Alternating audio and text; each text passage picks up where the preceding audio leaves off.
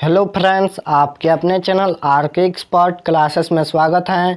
तो दोस्तों, अभी की इस क्लास में आज हम लोग पढ़ने वाले हैं biology class 10th chapter number 1, जिसका नाम है जैव प्रक्रम यानी लाइफ प्रोसेस।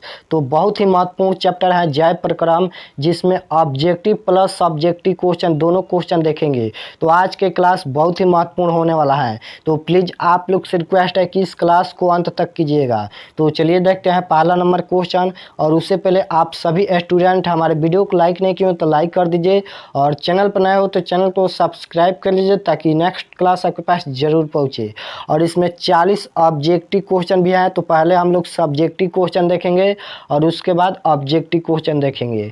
तो पहला नंबर क्वेश्चन है जैव प्रक्रम क्या है। तो चलिए इसका उत्तर देखते हैं। इसका उत्तर है जीवधारियों के शरीर में होने वाली वे सभी प्रक्रियाएं जिनके कारण उनका अस्तित्व कायम रहता है जैव प्रक्रम कहलाता है। इन प्रक्रियाओं के द्वारा जीवों का अनुरक्षण होता है। जैव प्रक्रम मुख्य रूप से 4 प्रकार के होते हैं। जैव प्रक्रम मुख्य रूप से 4 प्रकार के होते हैं। यहाँ पर देख लीजिए, पोषण, श्वसन, परिवहन, उत्सर्जन। और यहाँ पर कई सारे बुक में यहाँ पर चारों का अलग अलग चैप्टर है, लेकिन एनसीईआरटी चैप्टर में यहाँ पर चारों का एक चैप्टर बनाया है। तो चलिए देखते हैं next question. Next question 2 number है, पोषण क्या है। तो आप लोग को बताना है कि पोषण क्या है। बहुत ही महत्वपूर्ण क्वेश्चन है। जितना भी क्वेश्चन इस क्लास में है बहुत ही महत्वपूर्ण है। आप लोग सभी क्वेश्चन को स्क्रीनशॉट लेकर और कॉपी पर लिखकर याद जरूर कर लीजिएगा। तो पोषण क्या है, चलिए इसका आंसर देखते हैं। इसका आंसर है पोषण वह विधि है जिसके द्वारा जीव भोजन के द्वारा पोषक तत्व को ग्रहण कर उनका उपयोग करते हैं। यह पोषक तत्व शरीर के निर्माण, वृद्धि एंड विकास तथा विभिन्न क्रियाओं को संपन्न कराने हेतु आवश्यक है। स्क्रीनशॉट ले लीजिए। और यहाँ पर जीवों में पोषण मुख्य रूप से 2 होते हैं। यहाँ पर जीवों में पोषण की मुख्य 2 विधि हैं। देख लीजिए, पहला है स्वपोषित पोषण या स्वपोषण, और दूसरा है परपोषित पोषण या परपोषण। तो चलिए हम दोनों को देख लेते हैं। तो यहाँ पर पहला है, तो यहाँ पर 3 नंबर देख लीजिए, स्वपोषण। तो चलिए देख लेते हैं स्वपोषण क्या है। तो स्वपोषण वह प्रक्रिया है जिससे जीव अपने भोजन का संश्लेषण स्वयं करते हैं, वैसे जीवों को स्वपोषी कहते हैं। स्वपोषण क्या है, तो स्वपोषण वह प्रक्रिया है जिससे जीव अपने भोजन का संश्लेषण स्वयं अपने आप करते हैं, वैसे जीवों को स्वपोषित कहते हैं। और परपोषण में देख लीजिए, परपोषण वह प्रक्रिया है जिसमें जीव अपने भोजन का संश्लेषण स्वयं न कर किसी न किसी रूप में अन्य स्रोत से प्राप्त करते हैं, वैसे जीवों को परपोषी कहते हैं। परपोषण क्या है या परपोषी, तो परपोषण वह प्रक्रिया है जिसमें जीव अपने भोजन का संश्लेषण स्वयं न कर, मतलब अपने आप न कर किसी रूप में अन्य स्रोत से अपना भोजन प्राप्त करते हैं, वैसे जीवों को परपोषी कहते हैं। चलिए 5 नंबर क्वेश्चन देखते हैं। 5 नंबर क्वेश्चन है, हरे पौधे क्यों होते हैं। तो आप लोग को बताना है कि हरे पौधे क्यों होते हैं। तो क्लोरोफिल वर्ण की उपस्थिति के कारण पौधे हरे होते हैं। इतना अगर लिख देते हो एग्जाम में तो 2 अंक मिल जाएगा, और ये क्वेश्चन 2 बार एग्जाम में आ चुका है। तो हरे पौधे क्यों होते हैं, तो क्लोरोफिल वर्ण की उपस्थिति के कारण पौधे हरे होते हैं, और ऑब्जेक्टिव में भी पूछेगा, याद रखिएगा। चलिए 6 नंबर क्वेश्चन देखते हैं। 6 नंबर क्वेश्चन भी बहुत महत्वपूर्ण है कि हरे पौधे के उत्पादक क्यों कहते हैं। तो आप लोग को बताना है कि हरे पौधे के उत्पादक क्यों कहते हैं। तो चलिए इसका उत्तर देख लेते हैं। इसका उत्तर है पौधे कार्बन डाइऑक्साइड तथा जल, सूर्य प्रकाश तथा हरित लवक की सहायता से अपने तथा जीव जगत के दूसरे जीवों के लिए भोज्य पदार्थ का निर्माण करते हैं, इसलिए उन्हें उत्पादक कहते हैं। हरे पौधे के उत्पादक क्यों कहते हैं, तो पौधे कार्बन डाइऑक्साइड तथा जल, सूर्य प्रकाश तथा हरित लवक की सहायता से अपने तथा जीव जगत के दूसरे जीवों के लिए भोज्य पदार्थ का निर्माण करते हैं, इसलिए उन्हें उत्पादक कहते हैं। चलिए 7 नंबर क्वेश्चन देखते हैं। तो 7 नंबर क्वेश्चन है, उत्सर्जन की परिभाषा लिखिए। तो आप लोग को उत्सर्जन की परिभाषा लिखना है, यानी उत्सर्जन क्या है। तो चलिए इसका परिभाषा देख लेते हैं। इसका उत्तर है शरीर की उपापचयी क्रियाओं के परिणाम स्वरूप उत्पन्न हानिकारक नाइट्रोजन युक्त अपशिष्ट पदार्थों को बाहर निकालने की क्रिया को उत्सर्जन कहते हैं। यानी शरीर की उपापचयी क्रियाओं के परिणाम स्वरूप उत्पन्न हानिकारक नाइट्रोजन युक्त अपशिष्ट पदार्थ यानी गंदा पदार्थों को शरीर से बाहर निकालने की क्रिया को उत्सर्जन कहते हैं। चलिए 8 नंबर क्वेश्चन देखते हैं। 8 नंबर क्वेश्चन है, कि पौधों में जल एंड खनिज लवणों को संवहन के लिए कौन सा ऊतक उत्तरदायी है। तो चलिए इसका उत्तर देख लेते हैं। इसका उत्तर है पौधों में जाइलम से जल एवं फ्लोएम से खनिज लवणों का संवहन होता है। परासरणी दाब का संवहन में महत्वपूर्ण रहती हैं। काफ़ी ऊंचे पौधे में रासारोहण प्रक्रम द्वारा जल का परिवहन होता है। चलिए एक बार और देखते हैं। पौधों में जाइलम से जल एंड फ्लोएम से खनिज लवणों का संवहन होता है। परासरणी दाब का संवहन में महत्वपूर्ण रहती हैं और काफ़ी ऊंचे पौधे में रासारोहण प्रक्रम द्वारा जल का परिवहन होता है। चलिए देखते हैं नेक्स्ट क्वेश्चन 9 नंबर। तो 9 नंबर क्वेश्चन है प्रकाश संश्लेषण के लिए आवश्यक कच्ची सामग्री क्या है एंड पौधों कहाँ से प्राप्त करता है। तो आप लोग को बताना है कि प्रकाश संश्लेषण के लिए आवश्यक कच्ची सामग्री क्या है एंड पौधों कहाँ से प्राप्त करता है। तो चलिए इसका उत्तर देखते हैं। इसका उत्तर है प्रकाश संश्लेषण के लिए आवश्यक कच्ची सामग्री कार्बन डाइऑक्साइड तथा जल है। प्रकाश संश्लेषण के लिए आवश्यक कच्ची सामग्री क्या है। तो कार्बन डाइऑक्साइड तथा जल है। पौधे कार्बन डाइऑक्साइड वातावरण से प्राप्त करता है और जल भूमि से प्राप्त करता है। चलिए एक बार और देखते हैं।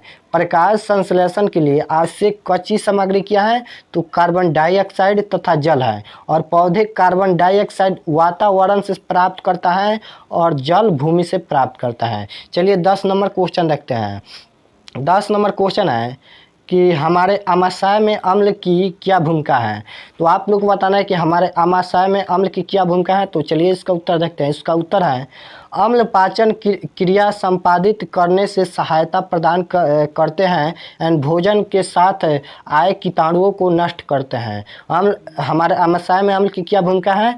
तो अम्ल पाचन क्रिया संपादित करने से सहायता प्रदान करता है एंड भोजन के साथ आए कीटाणुओं को नष्ट करता है, यानी भोजन के साथ जो कीटाणु आते हैं उसको नष्ट करता है। चलिए 11 नंबर क्वेश्चन देखते हैं। 11 नंबर भी क्वेश्चन बहुत ही महत्वपूर्ण है। 6 बार एग्जाम में एक क्वेश्चन आ चुका है।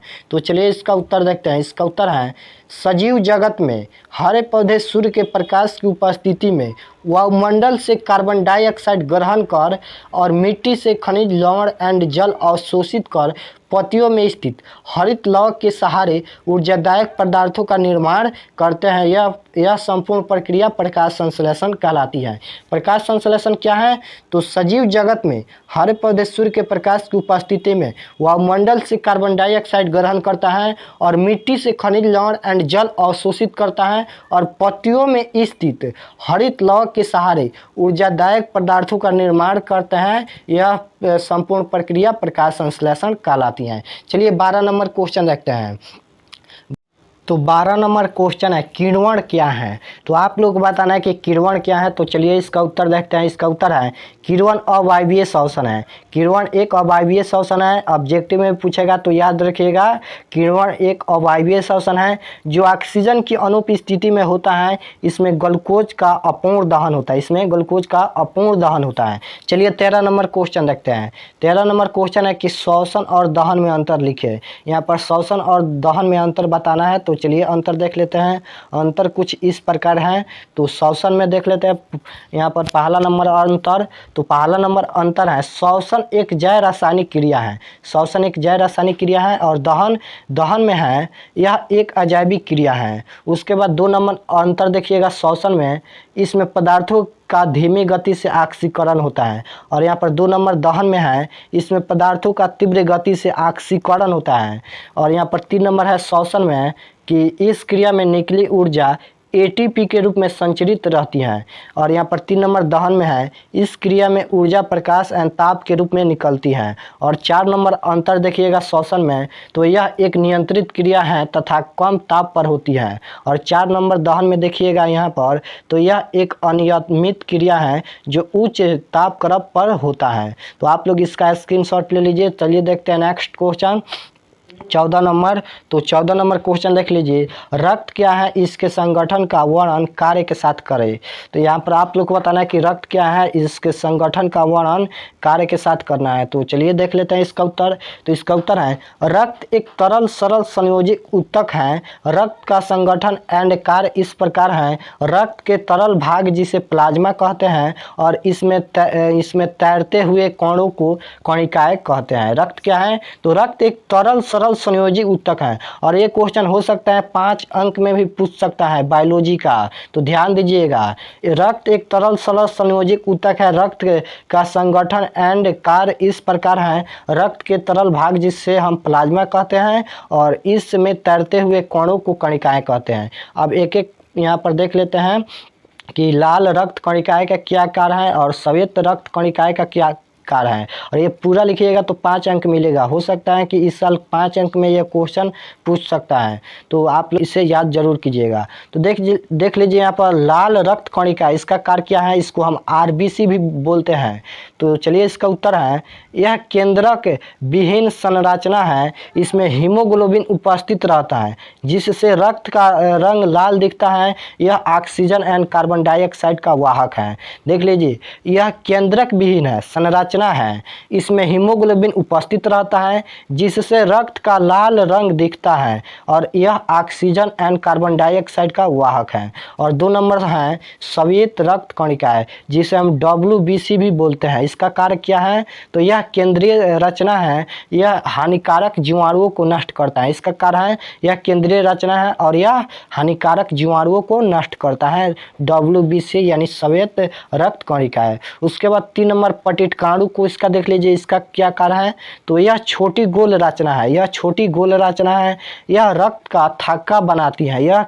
इसका कार्य क्या है, तो यह छोटी गोल है और यह रक्त का थक्का बनाती है। उसके बाद प्लाज्मा देख लीजिए, तो प्लाज्मा यह रक्त का तरल भाग है। इसमें विभिन्न घटक तैरते रहते हैं।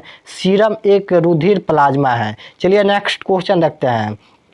तो 15 नंबर क्वेश्चन है, जाइलम तथा फ्लोएम में अंतर लिखे। तो आप लोग को जाइलम तथा फ्लोएम में अंतर लिखना है। तो चलिए हम अंतर लिख देते हैं।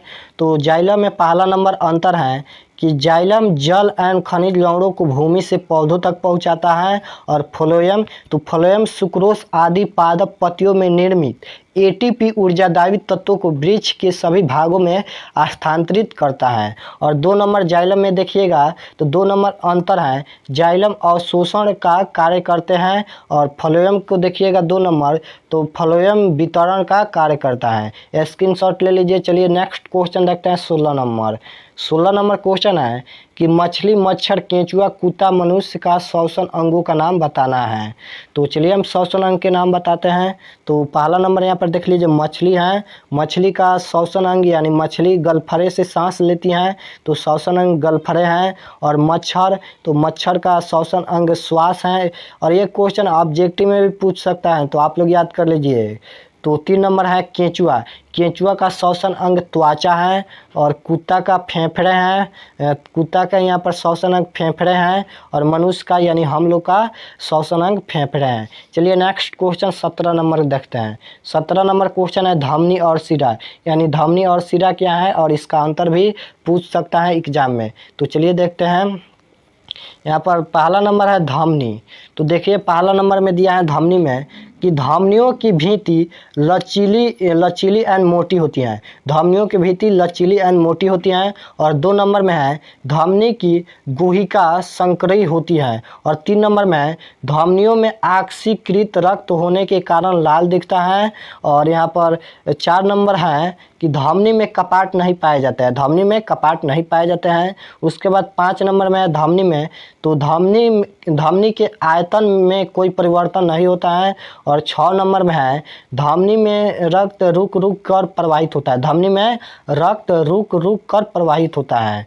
और आप लोग को एग्जाम में अंतर भी पूछेगा कि धमनी और शिरा में अंतर लिखेगा, तो आप लोग 2-3 अंतर लिख लीजिएगा। जैसे यहाँ पर धमनी में लिख दीजिएगा कि धमनी में कपाट नहीं पाए जाते हैं। धमनी के आयतन में कोई परिवर्तन नहीं होता है।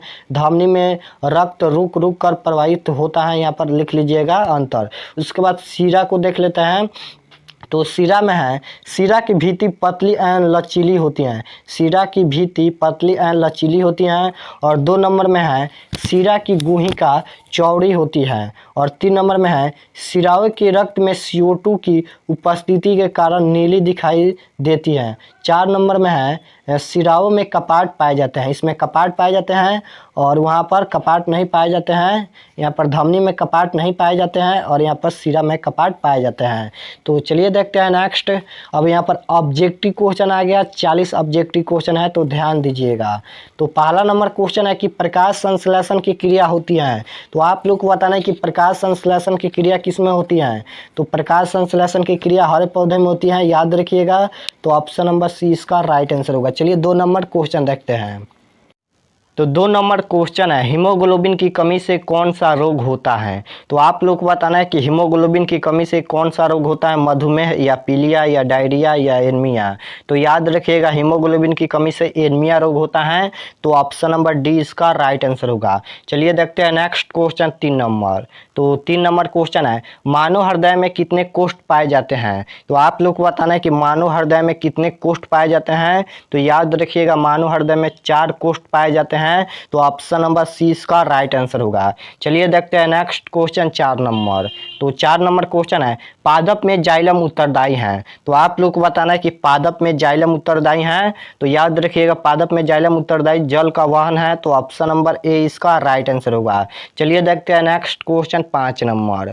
तो 5 नंबर क्वेश्चन है, स्वपोषी पोषण के लिए आवश्यक है। तो आप लोग को बताना है कि स्वपोषी पोषण के लिए क्या आवश्यक है। तो स्वपोषी पोषण के लिए कार्बन डाइऑक्साइड तथा जल आवश्यक है, क्लोरोफिल भी आवश्यक है, सूर्य का प्रकाश भी आवश्यक है। तो इसका right answer option number D होगा, उपयुक्त सभी। तो ऑप्शन नंबर डी इसका राइट आंसर होगा। चलिए देखते हैं नेक्स्ट क्वेश्चन 5 नंबर 6 नंबर। तो 6 नंबर क्वेश्चन है, पीत रस कहाँ से शुरुआत होता है। तो आप लोग को बताना है कि पीत रस कहाँ से शुरुआत होता है। तो याद रखिएगा यकृत से। तो ऑप्शन नंबर 20 का राइट आंसर होगा। चलिए देखते हैं नेक्स्ट क्वेश्चन 7 नंबर।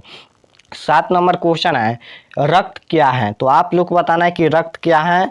तो ऊपर सब्जेक्टिव क्वेश्चन में यहाँ पर बताया गया है कि रक्त क्या है। तो रक्त ऊतक है। तो ऑप्शन नंबर ए इसका राइट आंसर होगा। चलिए देखते हैं next question 8 number. 8 number question है, क्लोरोफिल वर्णक का रंग होता है। तो आप लोग को बताना है कि क्लोरोफिल वर्णक का रंग कैसा होता है। तो हरा होता है। तो ऑप्शन नंबर ए इसका राइट आंसर होगा। चलिए देखते हैं नेक्स्ट क्वेश्चन 9 नंबर। तो 9 नंबर क्वेश्चन है, पादप में फ्लोएम संवाहक है। तो आप लोग को बताना है कि पादप में फ्लोएम संवाहक होता है किसके। तो भोजन का। तो ऑप्शन नंबर ए इसका राइट आंसर होगा। चलिए देखते हैं नेक्स्ट क्वेश्चन 10 नंबर। तो 10 नंबर क्वेश्चन है, कौन सा एंजाइम वसा प्रक्रिया करता है। तो आप लोग को बताना है कि कौन सा एंजाइम वसा प्रक्रिया करता है। तो इसका right answer option number B होगा, लाइपेज। तो ऑप्शन नंबर 20 का राइट आंसर होगा। जब भी पूछेगा कि कौन सा एंजाइम वसा प्रक्रिया करता है तो लाइपेज। चलिए देखते हैं next question 11 number. 11 number question है, श्वसन की क्रिया द्वारा निम्न में से किसका निर्माण होता है। तो आप लोग को बताना है कि श्वसन की क्रिया द्वारा निम्न में से किसका निर्माण होता है। तो ऊर्जा का निर्माण होता है। तो ऑप्शन नंबर 20 का राइट आंसर होगा, श्वसन की क्रिया द्वारा ऊर्जा का निर्माण होता है। चलिए देखते हैं नेक्स्ट क्वेश्चन 12 नंबर। तो 12 नंबर क्वेश्चन है कि प्रकाश संश्लेषण द्वारा किसकी प्राप्ति होती है। तो आप लोग को बताना है कि प्रकाश संश्लेषण द्वारा किसकी प्राप्ति होती है। तो वह ग्लूकोज का। तो ऑप्शन नंबर सी इसका राइट आंसर होगा। याद रखिएगा जब भी पूछेगा कि प्रकाश संश्लेषण द्वारा किसकी प्राप्ति होती है तो ग्लूकोज का। चलिए देखते हैं नेक्स्ट क्वेश्चन 13 नंबर। पूरे 40 ऑब्जेक्टिव क्वेश्चन देखेंगे, बहुत ही महत्वपूर्ण ऑब्जेक्टिव क्वेश्चन है, पूरा क्लास अंत तक कीजिएगा। तो 13 नंबर क्वेश्चन है कि सौपोषण होता है। तो आप लोग को बताना है कि सौपोषण किस में होता है। तो सौपोषण हरे पौधे में होता है। तो ऑप्शन नंबर 20 का राइट आंसर होगा। चलिए देखते हैं नेक्स्ट क्वेश्चन 14 नंबर। तो 14 नंबर क्वेश्चन है, इंसुलिन नामक हार्मोन की कमी से कौन सा रोग उत्पन्न होता है। तो आप लोग को बताना है कि इंसुलिन नामक हार्मोन की कमी से कौन सा रोग उत्पन्न होता है। तो मधुमेह रोग उत्पन्न होता है। तो ऑप्शन नंबर सी इसका राइट आंसर होगा। चलिए देखते हैं नेक्स्ट क्वेश्चन 15 नंबर। तो 15 नंबर क्वेश्चन है, कौन सी बीमारी श्वसन तंत्र से संबंधित है। तो आप लोग को बताना है कि कौन सी बीमारी श्वसन तंत्र से संबंधित है। तो वह निमोनिया। तो ऑप्शन नंबर 20 का राइट आंसर होगा। कौन सी बीमारी श्वसन तंत्र से संबंधित है। तो निमोनिया, याद रखिएगा। चलिए देखते हैं नेक्स्ट क्वेश्चन 16 नंबर। तो 16 नंबर क्वेश्चन है, अंडाणु निषेचित होता है। तो आप लोग को बताना है कि अंडाणु निषेचित किसके द्वारा होता है, तो आप फिलोपियन नालिका से होता है। तो ऑप्शन नंबर डी इसका राइट आंसर होगा। चलिए देखते हैं नेक्स्ट क्वेश्चन 17 नंबर। तो 17 नंबर क्वेश्चन है, इथाइल अल्कोहल किस प्रकार के शोषण से बनता है। तो आप लोग को बताना है कि इथाइल अल्कोहल किस प्रकार के शोषण से बनता है। तो याद रखिएगा, इथाइल अल्कोहल अवायवीय शोषण से बनता है। तो ऑप्शन नंबर ए इसका राइट आंसर होगा। चलिए देखते हैं नेक्स्ट क्वेश्चन 18 नंबर। तो 18 नंबर क्वेश्चन है कि विश्राम की अवस्था में मनुष्य का हृदय 1 मिनट में कितना बार धड़कता है। तो आप लोग को बताना है कि विश्राम की अवस्था में मनुष्य का हृदय 1 मिनट में कितना बार धड़कता है। तो अब 72 बार धड़कता है। तो ऑप्शन नंबर सी इसका राइट आंसर होगा। चलिए देखते हैं next question 19 number. 19 number question है, मुख गुहा में आहार का कौन सा भाग पाचन होता है। तो आप लोग को बताना है कि मुख गुहा में आहार का कौन सा भाग पाचन होता है। तो कार्बोहाइड्रेट। तो ऑप्शन नंबर 20 का राइट आंसर होगा। चलिए देखते हैं नेक्स्ट क्वेश्चन 20 नंबर। तो 20 नंबर क्वेश्चन है, खुला परिसंचरण तंत्र किसमें पाया जाता है। तो आप लोग को बताना है कि खुला परिसंचरण तंत्र किसमें पाया जाता है। तो याद रखिएगा, काकरोच में पाया जाता है। तो ऑप्शन नंबर डी इसका राइट आंसर होगा। चलिए देखते हैं next question 21 number. 21 number question है, मैग्नीशियम पाया जाता है। तो आप लोग को बताना है कि मैग्नीशियम किस में पाया जाता है। तो याद रखिएगा, मैग्नीशियम क्लोरोफिल में पाया जाता है। तो ऑप्शन नंबर ए इसका राइट आंसर होगा। चलिए देखते हैं नेक्स्ट क्वेश्चन 22 नंबर। तो 22 नंबर क्वेश्चन है, द्विखंडन होता है। तो आप लोग को बताना है कि द्विखंडन किस में होता है। तो द्विखंडन अमीबा में भी होता है, लिस्मैनिया में भी होता है, पैरामाइसियम में भी होता है। तो इसका right answer option number D होगा। चलिए देखते हैं नेक्स्ट क्वेश्चन 23 नंबर। तो 23 नंबर क्वेश्चन है, किस जीव में हीमोग्लोबिन नहीं होता है। तो आप लोग को बताना है कि किस जीव में हीमोग्लोबिन नहीं होता है। तो मक्खी में नहीं होता है। तो ऑप्शन नंबर सी इसका राइट आंसर होगा। मनुष्य में हीमोग्लोबिन होता है और यहाँ पर पक्षी में भी हीमोग्लोबिन होता है, मनुष्य में भी होता है। चलिए देखते हैं next question 24 number. 24 number question है, मानव हृदय घिरा हुआ है। तो आप लोग को बताना है कि मानव हृदय किससे घिरा हुआ है। तो पेरिकार्डियम से। तो ऑप्शन नंबर ए इसका राइट आंसर होगा। जब भी पूछेगा कि मानव हृदय किससे घिरा हुआ है, तो पेरिकार्डियम से घिरा है। तो option number A right answer होगा। चलिए देखते हैं next question 25 number. 25 number question है, रक्त इनमें किसकी उपस्थिति के कारण लाल दिखता है। तो आप लोग को बताना है कि रक्त इनमें किसकी उपस्थिति के कारण लाल दिखता है। तो हीमोग्लोबिन के कारण रक्त लाल दिखता है। तो ऑप्शन नंबर 20 का राइट आंसर होगा। चलिए देखते हैं नेक्स्ट क्वेश्चन 26 नंबर। तो 26 नंबर क्वेश्चन है, तिलचट्टा में कितने जोड़े स्वास्थ्य रंध्र पाए जाते हैं। तो आप लोग को बताना है कि तिलचट्टा में कितने जोड़े स्वास्थ्य रंध्र पाए जाता है। तो 6 जोड़े। तो ऑप्शन नंबर सी इसका राइट आंसर होगा। चलिए देखते हैं नेक्स्ट क्वेश्चन 27 नंबर। तो 27 नंबर क्वेश्चन है, प्रकाश संश्लेषण प्रक्रम में क्या नहीं होता है। तो आप लोग को बताना है कि प्रकाश संश्लेषण प्रक्रम में क्या नहीं होता है। तो प्रकाश संश्लेषण प्रक्रम में कार्बन डाइऑक्साइड मुक्त होना नहीं होता है। तो ऑप्शन नंबर सी इसका राइट आंसर होगा। और यहाँ पर कभी कभी कार्बन डाइऑक्साइड लिखकर यहाँ पर CO2 लिख देता है। तो याद रखिएगा, CO2 लिखे या कार्बन डाइऑक्साइड लिखे। चलिए देखते हैं next question 28 number. 28 number question है, अमीबा में अधिकांश पोषण कैसा होता है। तो आप लोग को बताना है कि अमीबा में अधिकांश पोषण कैसा होता है। तो वह अंतर्ग्रहण होता है। तो ऑप्शन नंबर 20 का राइट आंसर होगा। चलिए देखते हैं नेक्स्ट क्वेश्चन 29 नंबर। तो 29 नंबर क्वेश्चन है, आरबीसी की जीवन अवधि होती है। तो आप लोग को बताना है कि आरबीसी की जीवन अवधि कितनी दिन होती है। तो 120 दिन होती है। तो ऑप्शन नंबर ए इसका राइट आंसर होगा। चलिए देखते हैं नेक्स्ट क्वेश्चन 30 नंबर। तो 30 नंबर क्वेश्चन है, पौधों में गैसों का आदान प्रदान के लिए रहते हैं। तो आप लोग को बताना है कि पौधों में गैसों का आदान प्रदान के लिए क्या रहते हैं। तो याद रखिएगा, रंध्र रहते हैं। तो ऑप्शन नंबर ए इसका राइट आंसर होगा। चलिए देखते हैं next question 31 number. 31 number question है, पौधों में खाद्य पदार्थों का स्थानांतरण किस रूप में होता है। तो आप लोग को बताना है कि पौधों में खाद्य पदार्थों का स्थानांतरण किस रूप में होता है। तो वह सुक्रोज के रूप में होता है। तो ऑप्शन नंबर डी इसका राइट आंसर होगा। चलिए देखते हैं नेक्स्ट क्वेश्चन 32 नंबर। तो 32 नंबर क्वेश्चन है, निम्न में सबसे तेज हृदय धड़कन किसका होता है। तो आप लोग को बताना है कि निम्न में से सबसे तेज हृदय धड़कन किसका होता है, चूहा या हाथी या आदमी या हवेल। तो सबसे तेज हृदय धड़कन चूहा का होता है, तो ऑप्शन नंबर ए इसका राइट आंसर होगा। चलिए देखते हैं नेक्स्ट क्वेश्चन 33 नंबर। तो 33 नंबर क्वेश्चन है, मनुष्य में वृक्क एक तंत्र का भाग है जो संबंधित है। तो आप लोग को बताना है कि मनुष्य में वृक्क एक तंत्र का भाग है जो किससे संबंधित है। तो याद रखिएगा उत्सर्जन से संबंधित है, तो ऑप्शन नंबर ए इसका राइट आंसर होगा। चलिए देखते हैं नेक्स्ट क्वेश्चन 34 नंबर। तो 34 नंबर क्वेश्चन है, पौधों में श्वसन होता है। तो आप लोग को बताना है कि पौधों में श्वसन कहाँ होता है, पत्तियों से या जड़ से या तना से या इनमें से सभी से। तो पौधों में श्वसन पत्तियों से होता है, तो ऑप्शन नंबर ए इसका राइट आंसर होगा। चलिए देखते हैं नेक्स्ट क्वेश्चन 35 नंबर।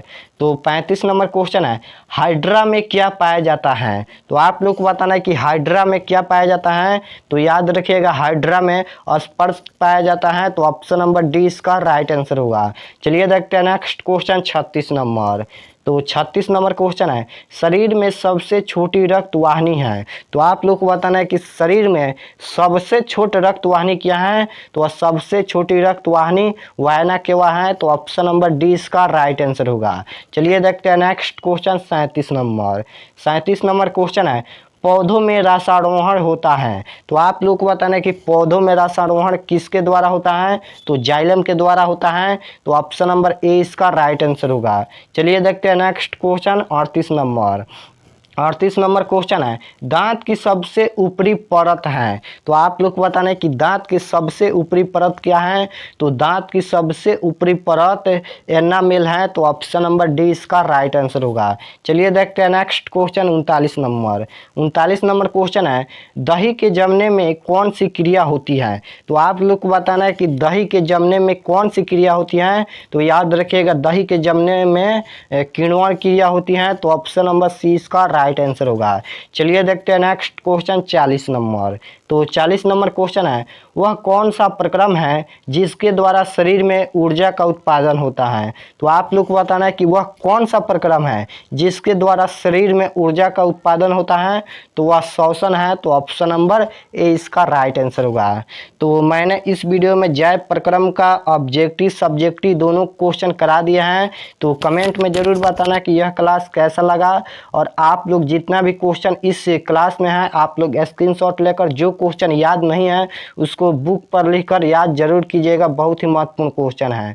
तो अगर हमारे चैनल को अभी तक सब्सक्राइब नहीं किए तो सब्सक्राइब कर लीजिए ताकि नेक्स्ट क्लास आपके पास जरूर पहुंचे, और वीडियो को लाइक जरूर करना। तो मिलते हैं नेक्स्ट क्लास में, नेक्स्ट क्लास लेकर, तब तक अपना पढ़ाई कीजिए। आप सभी को बहुत बहुत धन्यवाद।